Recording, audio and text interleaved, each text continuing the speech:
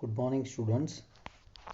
AESDTના આ લેક્ચરની અંદર આપણે ઇગ્નિશિયન સિસ્ટમ વિશે માહિતી મેળવવાની છે.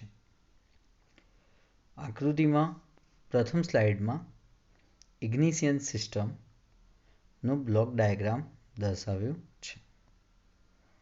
સૌ પહેલાં ઇગ્નિશિયન સિસ્ટમનું એક ઇન્ટ્રોડક્શન જોઈએ. તો સ્પાર્ક ઇગ્નિશન એન્જિનમાં તેનો ઉપયોગ હવા અને ફ્યુઅલના મિશ્રણને સળગાવવા માટે અથવા તો ઇગ્નાઇટ કરવા માટે થાય છે. ઇગ્નિશન સિસ્ટમ એક એવી ઇલેક્ટ્રિકલ સિસ્ટમ છે જે બેટરી, જનરેટર કે મેગ્નેટોમાંથી કરંટને સ્પાર્ક પ્લગ સુધી યોગ્ય સમયે મોકલે છે. ઇગ્નિશન સિસ્ટમમાં battery, switch, ammeter, distributor, ignition coil, condenser, spark plugs, contact breaker, wire આ બધા વસ્તુઓનો સમાવેશ થતો હોય છે. ઇગ્નિશન સિસ્ટમ મુખ્ય રીતે 3 પ્રકારની હોય છે. બેટરી અથવા કોઇલ ઇગ્નિશન સિસ્ટમ, બીજી મેગ્નેટો ઇગ્નિશન સિસ્ટમ અને થર્ડ ઇલેક્ટ્રોનિક ટ્રાન્ઝિસ્ટરાઇઝ્ડ ઇગ્નિશન સિસ્ટમ, જે હાલમાં તમે DTSI એન્જિન્સ ઓર SI એન્જિન્સના નામ સાંભળ્યા હશે તો તમને આ વસ્તુ થોડી સમજાશે. ઓકે, આકૃતિમાં 4 સિલિન્ડર એન્જિન માટેની એક કોઇલ ઇગ્નિશન સિસ્ટમ દર્શાવેલી છે. બેટરીમાંથી 12 વોલ્ટનો સપ્લાય ઇગ્નિશન કોઇલમાંથી આપવામાં આવે છે. ઇગ્નિશન કોઇલ 12 વોલ્ટનું 10,000 થી 20,000 વોલ્ટેજમાં રૂપાંતરણ કરે છે તથા તેને ડિસ્ટ્રીબ્યુટર દ્વારા દરેક સ્પાર્ક પ્લગમાં યોગ્ય સમયે મોકલે છે.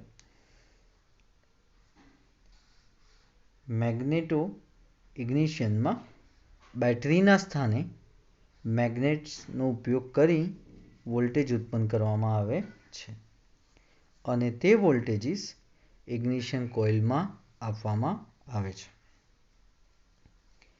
ઇલેક્ટ્રોનિક ઇગ્નિશન સિસ્ટમમાં કોન્ટેક્ટલેસ ડિસ્ટ્રીબ્યુટરનો ઉપયોગ કરવામાં આવે છે.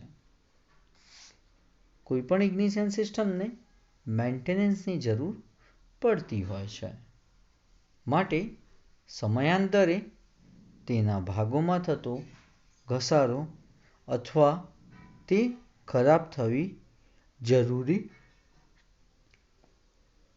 બને છે. માટે તેના જુદા જુદા ભાગોનું ટેસ્ટિંગ કરી તેને એડજસ્ટ કરી તેની સિસ્ટમનું આયુષ્ય હંમેશા વધારવામાં આવતું હોય છે. ઇગ્નિશન સિસ્ટમના સર્વિસિંગમાં ફાયરિંગ ઓર્ડરનો પણ ખાસ ખ્યાલ રાખવામાં આવતો હોય છે. આ ઉપરાંત ignition timing set, spark plug gap set વગેરે બાબતોનું પણ ધ્યાન રાખવામાં આવે છે. ઓકે, આ સાથે આપણે ઇગ્નિશન સિસ્ટમની બ્રીફમાં માહિતી મેળવી કે શા માટે ઇગ્નિશન સિસ્ટમ જરૂરી છે. કે an ignition system generates a spark or heats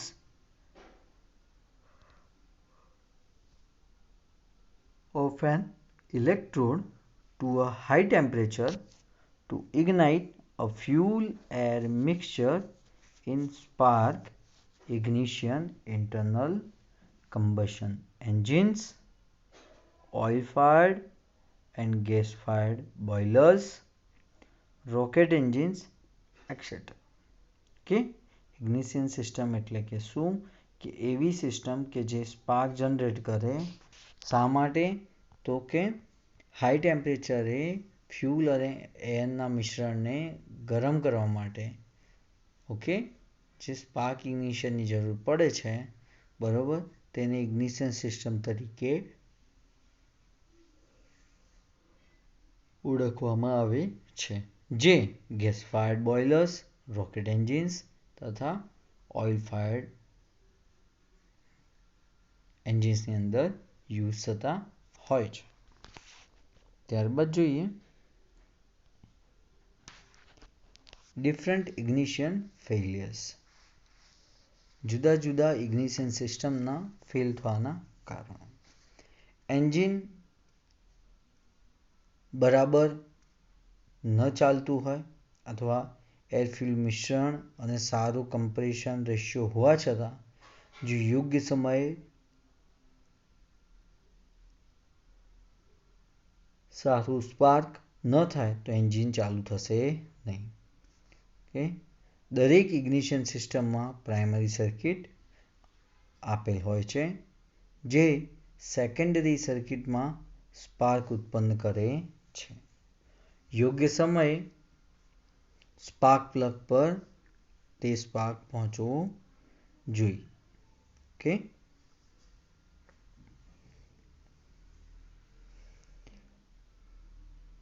ignition system નિષ્ફળ થવાના એટલે કે ફેલ થવાના મુખ્ય કારણો 3 હોય છે જેમાંનું ફર્સ્ટ કારણ છે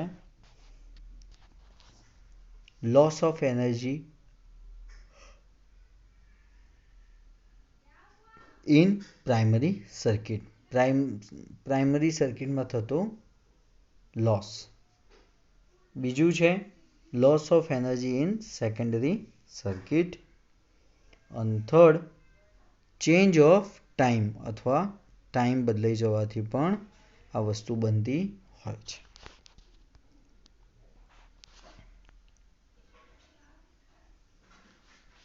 ઓકે આ એક વસ્તુ આપણે ખાસ જોવાની છે કે તેના જુદા જુદા કયા કયા મુખ્ય કારણ છે.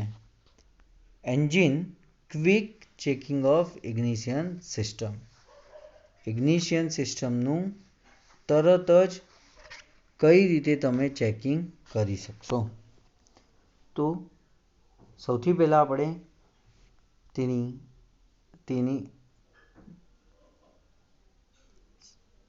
અંદર સિમ્ટમ્સ જે છે અથવા તો તેના જે ચિહ્નો છે એ જોઈશું. તેના પરથી પ્રોબેબલ કયું કારણ હોઈ શકે છે તે જાણવાનો પ્રયત્ન કરીશું આમાંથી. અને તે કારણ માટે યોગ્ય સલાહ અથવા કરેક્ટિવ એક્શન્સ કયા લેવાય તે પણ આપણે દર્શાવીશું. જેમાંનું ફર્સ્ટ કારણ છે એન્જિન ચાલુ ન થતું હોય અથવા ક્રેન્ક સ્પીડ ટુ લોડ. એન્જિનને સ્ટાર્ટ થતું જ ન હોય અથવા તો સ્ટાર્ટ થતાં ખૂબ જ ટાઈમ લાગતો હોય. તો આના માટે કારણો કયા? Starting system fault, no spark plugs, wet distributor cap or another spark plug wires,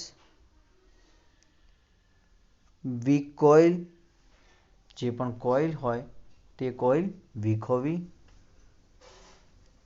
defective spark plug wires spark પ્લગના જે વાયર છે તે પણ ડિફેક્ટિવ હોવા.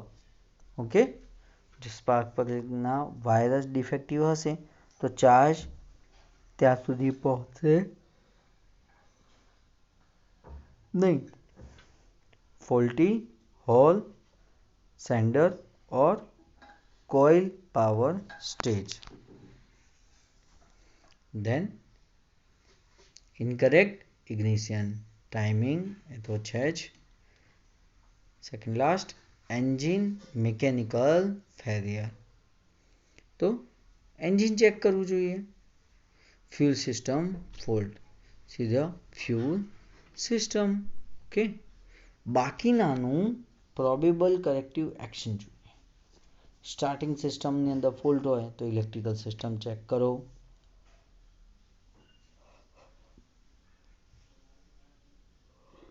સ્પાર્ક પ્લગ જો પ્રોપર ફંક્શન ન કરે તો ટેસ્ટ ઇગ્નિશન્સ.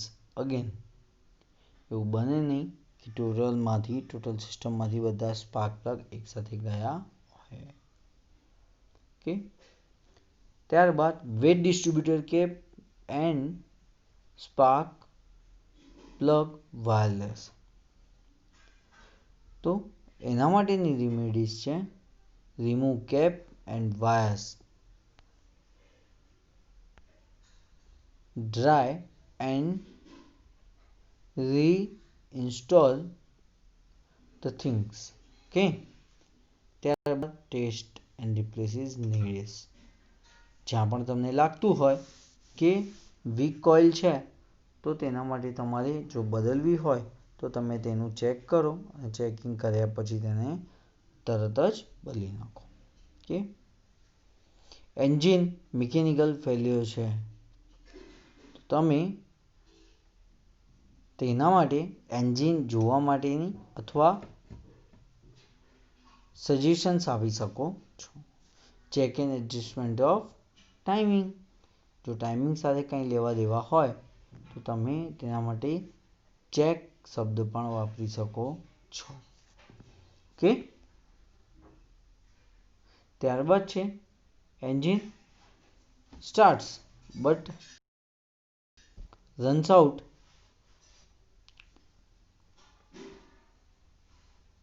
બેડલી. એના કોઝિસ અને કારણો છે આપેલા છે. Incorrect ignition timing, so check and adjust the timing. Wet distributor cap, another spark plug wires.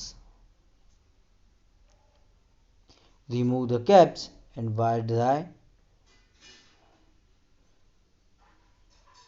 Okay, ત્યારબાદ વીક ઓફ કોઇલ, કોઇલનું એકદમ વીક પડવું, તો તેના માટે તમે એસઆઈ સિસ્ટમને ટેસ્ટ કરો, ત્યારબાદ જ તેને રિપ્લેસ કરી શકો છો. જો કોઝિસ દેન ચિહ્ન પરથી કોઝિસ અને કોઝિસ પરથી રેમેડીઝ. આ રીતે તમારે ક્વેશ્ચનનો આન્સર પણ લખીને બતાવવાનો છે. ખ્યાલ આવ્યો? કારણ કે આ રીતે કમ્પેરિઝનમાં લખવાથી તમને ટોટલ ખ્યાલ આવશે. ફોર્થ વન જોઈએ, નોકિંગ ઓર પિંગિંગ નોઇઝ વાઇલ એક્સેલરેટિંગ. જ્યારે વ્હીકલને રન કરવામાં આવે છે ત્યારે નોકિંગ થતું હોય છે. તેવું શા માટે બને? ઇનકરેક્ટ ઇગ્નિશન ટાઈમિંગ, ઇગ્નિશન માટેનો જે ટાઈમિંગ છે તે ખોટો થઈ ગયો હોય ત્યારે.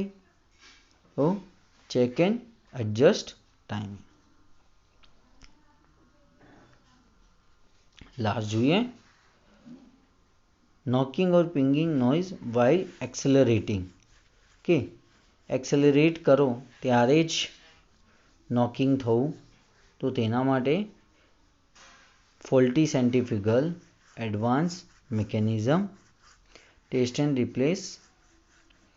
એનું જો કરેક્ટિવ મેઝર્સ હોય તો ટેસ્ટ એન્ડ રિપ્લેસ. ત્યારબાદ faulty ignition coil unit, test and replace needed. Third, faulty knock sensor and control unit. So you can also test it and test the entire sensor system. Okay. Fourth, faulty control unit. Test and replace if needed. Fifth, pre-ignition due to carbon buildup or bumped valves in engine combustion chambers. So overhaul or replace the cylinder head and see the engines. Okay. Fifth, engine starts hard. engine start જ ન થવું or થવું તો ખૂબ જ late થવું. Fails to start when cold. Okay, તો તેના કારણો હોઈ શકે inadequate ignition system ground.